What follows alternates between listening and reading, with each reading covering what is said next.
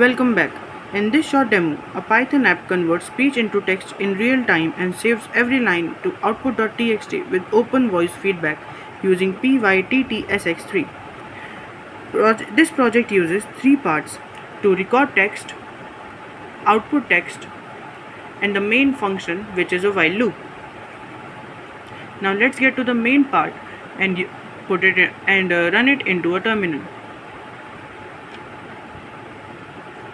Now we run it. So let's start with a hello.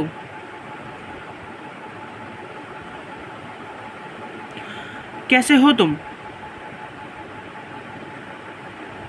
Now let's go with a typical and a complicated statement, which is a long statement.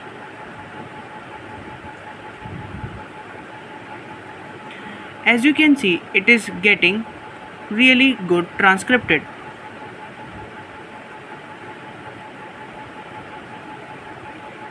Terminate. Thank you. Now you can see that it is terminating according to my wish. I can use two functions to terminate it. That is, I can say the word terminate, or I can use Ctrl+C, or I can also use a keyboard interrupt error to completely exit this program. Now, this is my program, and thank you for your time.